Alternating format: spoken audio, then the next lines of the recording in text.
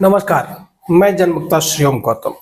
हम कॉलेजियम को लेकर लगातार वीडियो सामने लेकर आ रहे हैं और सुप्रीम कोर्ट के जो जजेस हैं वो भी अपने तमाम फैसलों से इस देश को बार बार ये एहसास कराने की कोशिश कर रहे हैं कि कॉलेजियम के द्वारा जिन लोगों को जज बनाकर सुप्रीम कोर्ट या हाई कोर्ट भेजा जाता है, वास्तव में उनके ऊपर तमाम सवालात उठते हैं और उनके फैसले उसको बार बार दर्शाने की कोशिश करते हैं। आज हम जिन जजों की बात करने जा रहे हैं, इनका पुराना संबंध रहा है कांग्रेस पार्टी से।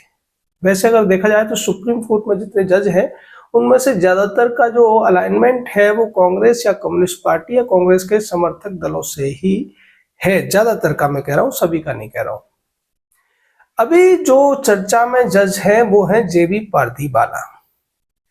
उनकी और उनके साथ जो दूसरे जज थे आर महादेवन, जो तमिलनाडु से आते हैं, उन्होंने एक फैसला दिया और ये फैसला इतना ज्यादा चौंकाने वाला है कि उस फैसले में उन्होंने राष्ट्रपति को भी मजबूर कर दिया एक संविधान का जो अनुच्छेद 143 उससे बाहर जाकर के वो भी जो भी विधेयक उनके पास पहुंचे हैं उन्हें 3 महीने के अंदर या तो अपनी उस पर स्वीकृति दे दें, नहीं तो उनकी स्वीकृति मान ली जाएगी और इसका फैसला सुप्रीम कोर्ट करेगा।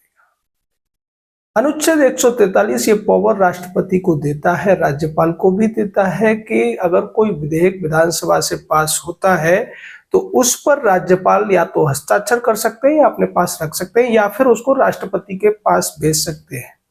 और राष्ट्रपति उसको कितने समय तक रखेंगे, ऐसा कोई भी विशेष प्रावधान या विशेष स्पष्टीकरण संविधान में नहीं है। लेकिन जस्टिस पारदीवाला और आर महादेवन की बेंच ने यह कह दिया कि जो राष्ट्रपति है वो भी 3 महीने से ज्यादा किसी भी विधेयक को नहीं रोक सकते हैं और कोई भी विधेयक संवैधानिक होगा या पास होगा या नहीं, ये सुप्रीम कोर्ट अंतिम रूप से फैसला करेगा। यानी यहाँ सुप्रीम कोर्ट जो है वो विधायक का या जो एग्जीक्यूटिव है यानी कार्यपालिका है उसके अधिकारों पर अतिक्रमण करते हुए साफ साफ नजर आ रहे हैं। उसकी वजह यह है कि ये जो ज्यादातर जज हैं वो कार्यपालिका या विधायिका के मार्फत नहीं बल्कि कॉलेजियम के मार्फत आते हैं, जबकि पूरी दुनिया में जजों के चुने जाने की प्रक्रिया कार्यपालिका और विधायिका ही पूरी करती है। अब ये जो पारदीवाला है इनका कांग्रेस कनेक्शन आप सुन लीजिए। इनके पिताजी गुजरात विधानसभा में एमएलए रहे हैं और उसके बाद वो 7वीं गुजरात विधानसभा में उसके स्पीकर भी रहे हैं। यानी कि ये एक कांग्रेसी नेता के बेटे हैं। और इनके बारे में और ज्यादा जानना है तो जान लीजिए कि जब ये high court Gujarat high court में जज थे तब इन्होंने मोदी जब वहाँ मुख्यमंत्री थे तो उनके खिलाफ कई सारी टिप्पणियां, कई सारे फैसलों में ऐसे बातें कही थी जिससे साफ पता चलता था कि इनका तत्कालीन जो गुजरात के मुख्यमंत्री से है कैसा संबंध है और किस तरीके की ये भावना रखते हैं। सीधे तौर पर इन पर कांग्रेस की जो छाप थी, जो परछाई थी, वो साफ देखी जा सकती थी। यही वजह है कि जब इन्हें सुप्रीम कोर्ट में अपॉइंट किया जा रहा था तब भी सवाल उठे थे और उस समय हमने वीडियो बनाया था। हालांकि हम उस समय 2-3 दूसरे चैनलों के लिए वीडियो करते थे, लेकिन हमने तब भी यही बात कही थी कि उस समय जो लोग सुप्रीम कोर्ट के जज बनाए गए थे कॉलेजियम की सिफारिश पर, चाहे दीपांकर दत्ता रहे हों या फिर ये पारदीवाला रहे हों या दूसरे लोग रहे हों, उन पर हमने उनकी जो उस समय सवाल उठ रहे थे उन चीजों को आगे रखा था। अब पारदीवाला उसी अपनी जो खुन्नस कह सकते हैं जो गुजरात हाई कोर्ट में वो नरेंद्र मोदी के साथ दिखाया करते थे, या फिर अब उन्होंने उस खुन्नस को राज्यपालों और राष्ट्रपति के खिलाफ भी दिखा दिया है।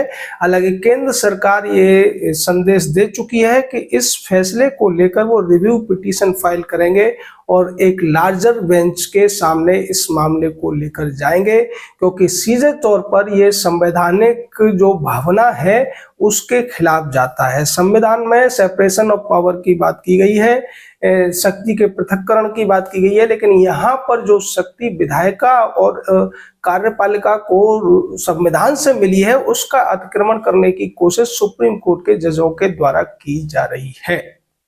भाई, सुप्रीम कोर्ट के जजों का या सुप्रीम कोर्ट का काम यह है कि आपके पास जो भी कानूनी मामले आते हैं, अपीलीय मामले आते हैं, आप उन पर डिसीजन लीजिए, न कि आप संविधान के द्वारा कानून बनाने का जो अधिकार एग्जीक्यूटिव और विधायिका को दिया गया है उसमें आप किसी भी तरीके का हस्तक्षेप करें। एक राज्य की विधानसभा अगर पारित कर रही है, आप उसको तो कह देते हैं कि उसका डिसीजन सुप्रीम कोर्ट लेगा, लेकिन जो कोई कानून अगर लोकसभा से पास होता है, राज्यसभा से पास होता है, यानी संसद से पास होता है, आप उसको असंवैधानिक घोषित कर देते हैं। यानी आप अपनी मर्जी का या आपके फेवरेबल जो सोच है उस तरीके का कानून विधानसभा का भी होगा तो आप उसको भी पास कर देंगे, और संसद भी अगर कोई कानून पास करेगी जो आपको अच्छा नहीं लगता है, आपके लगता है कि आपके हितों के खिलाफ है, तो आप उसको खारिज कर देंगे, जैसा कि एनजेएसी के मामले में हुआ था। इसीलिए हम बार बार कहते हैं कि अगर देश को किसी भी सुधार की सबसे पहले जरूरत है, किसी व्यवस्था को सबसे पहले बदले जाने की जरूरत है, तो वो है ये लीगल सिस्टम, यानी कि अदालती व्यवस्था। हम इसको न्याय व्यवस्था इसीलिए नहीं कहते हैं क्योंकि यहाँ पर न्याय कम, फैसले ज्यादा होते हैं। न्याय और फैसलों में बहुत सारा अंतर होता है। न्याय में सबूतों को उतना ध्यान नहीं दिया जाता, बल्कि उसके जो परिणाम समाज के ऊपर होते हैं, समाज के प्रति उस फैसले से क्या फर्क पड़ेगा, उसके आधार पर जो डिसीजन लिए जाते हैं उसको न्याय कहते हैं। लेकिन केवल सबूतों के आधार पर या फिर अपनी किसी सोच के आधार पर किसी बात में फैसला लेना, उसको आप केवल और केवल फैसला कह सकते हैं। आज की डेट में सुप्रीम कोर्ट की जो स्थिति है वो एक एम्पायर जैसी हो गई है।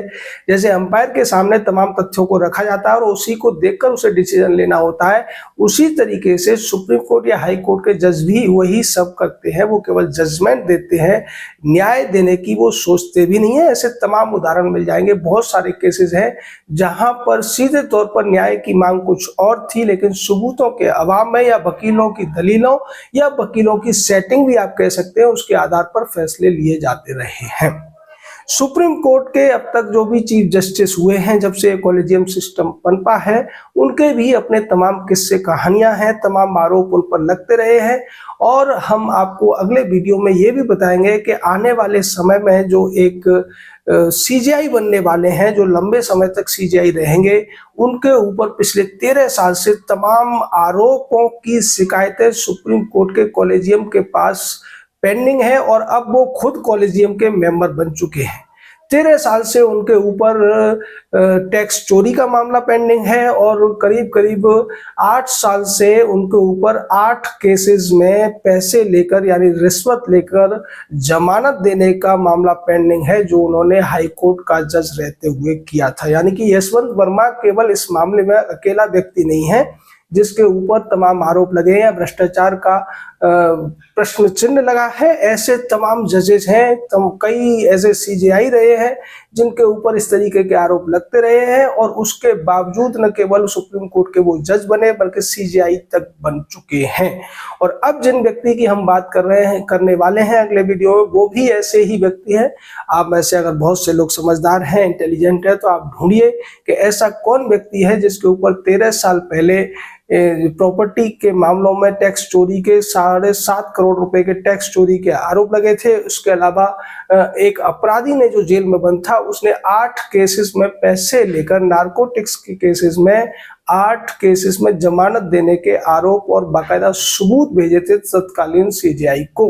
लेकिन सीजीआई ने वो मामला कॉलेजियम में रखा, और कॉलेजियम में वो मामला अब तक ठंडे बस्ते में पड़ा रहा। पहले उन जज महोदय को हिमाचल प्रदेश का मुख्य न्यायाधीश बनाया गया, और उसके बाद उन्हें 2019 में सुप्रीम कोर्ट में प्रमोट कर दिया गया, और आने वाले 1 साल के भीतर वो भारत के चीफ जस्टिस भी बन जाएंगे। ये हम आपको हिंट दे रहे हैं।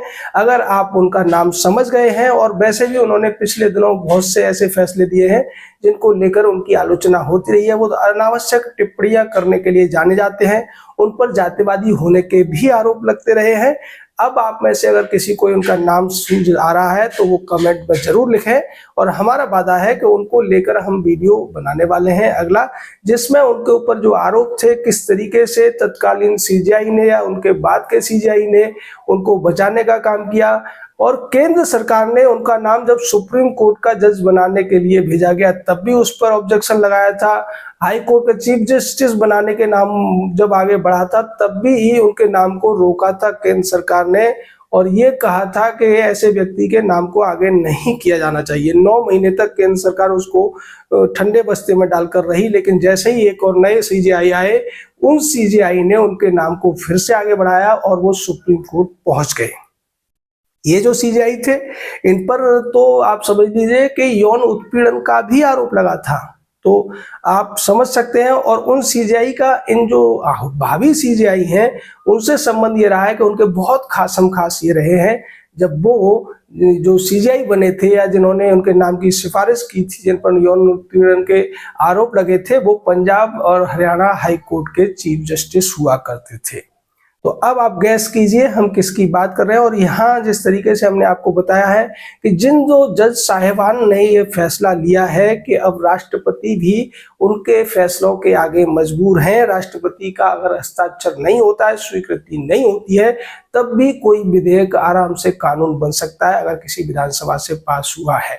यानी कि यहाँ सीधे तौर पर उन्होंने ये दिखाने की कोशिश की है कि राष्ट्रपति और राज्यपाल उनके आगे कुछ भी नहीं है, उनकी पावर के आगे कोई भी कुछ नहीं है। अगर देखा जाए तो अब तक तो मामला ये था कि सुप्रीम कोर्ट और हाई कोर्ट में जजेस की नियुक्ति में ही ये लोग अपने आप को स्वतंत्र घोषित कर रहे थे, लेकिन अब संविधान के दायरे में भी घुसने की कोशिश इन लोगों के द्वारा की जा रही है। इसकी समीक्षा की बहुत ज्यादा जरूरत है।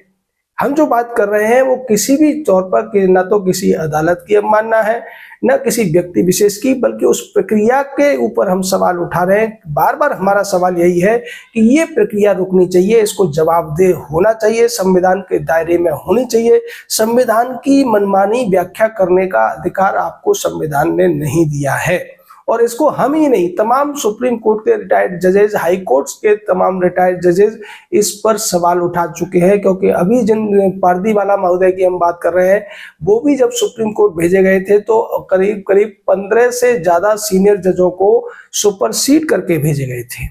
अभी जो 3-4 लोग सीनियर मोस्ट कहे जाते हैं, ये सब उसी तरीके से सुप्रीम कोर्ट पहुंचे हैं, यानी कि उनसे ज्यादा सीनियरिटी में लोग थे, उसके बावजूद उन लोगों को सुप्रीम कोर्ट पहले भेज दिया गया। और सुप्रीम कोर्ट का नियम ये है कि अगर 10 मिनट पहले भी किसी ने शपथ ले ली है तो फिर वो सीनियर माना जाएगा, दूसरा वाला उसका जूनियर माना जाएगा। यही वजह है कि अभी जो 3 सीजेआई हैं वो अपने अपने सीनियर जजेस को, जो हाई कोर्ट्स में थे, सीनियरिटी में उनका नंबर काफी पीछे आता था, उसके बावजूद उनका सुप्रीम कोर्ट में अपॉइंटमेंट हो गया। और इसी वजह से चाहे वर्तमान के सीजेआई संजीव खन्ना हो या उनके बाद के 2 और सीजेआई हैं, वो इसीलिए सीजेआई बन पा रहे हैं क्योंकि कॉलेजियम उनको सीजेआई बनाना चाहता था। ये कॉलेजियम की एक सोची समझी रणनीति रहती है कि किस व्यक्ति को कितने बजे किस डेट में शपथ दिलानी है, जिससे कि वो आगे जाकर सीजेआई बन सके। तो आप अब गैस करिए उस भावी सीजेआई का नाम, जिसके बारे में हमने आपको इतनी हिंट दे दिए। हम आपको विस्तार से उन पर जो आरोप लगे थे, जो केसेस थे, किस तरीके के मामले थे, और वो मामले अभी तक पेंडिंग है, उनकी न तो कोई इंक्वायरी हुई है और न उस तरीके की कोई इंक्वायरी होने की अब उम्मीद है, क्योंकि आने वाले समय में वो खुद सीजेआई बन जाएंगे।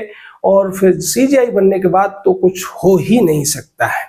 जब अब तक कुछ नहीं हुआ है, जब वो हाई कोर्ट के जज थे तब कुछ नहीं हुआ, हाई कोर्ट के चीफ जस्टिस हुए तब कुछ नहीं हुआ, सुप्रीम कोर्ट में अपॉइंटमेंट हुआ उनका तब भी कुछ नहीं हुआ, तो सीजेआई बनने के बाद तो कुछ हो ही नहीं सकता है। यानी कि जो एक इम्यूनिटी इन्होंने अपनी पूरी फ्रेटर्निटी को दे दी है कि कोई भी जज सुप्रीम कोर्ट का हो या हाई कोर्ट का, कुछ भी करे, कैसे भी करे, किसी भी तरीके के आरोप उसके खिलाफ हो, उसके खिलाफ कोई भी एफआईआर या एफआईआर की परमिशन सीजेआई की इजाजत से ही मिलेगी। ये 1990 के एक सुप्रीम कोर्ट के फैसले के बाद निश्चित हो गया है और अनवरत चला आ रहा है पिछले 35 सालों से। अब इसको तोड़ने की जरूरत है। अगर कोई जज चाहे सुप्रीम कोर्ट का हो, हाई कोर्ट का हो, उसके खिलाफ आरोप लगते हैं तो सबसे पहले उस व्यक्ति को या तो इस्तीफे के लिए कहा जाए या फिर उसे साइडलाइन किया जाए और उसके खिलाफ जांच शुरू कराई जानी चाहिए।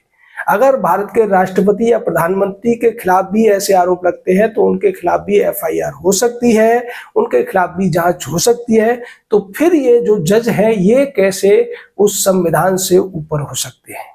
जय हिंद, जय भारत।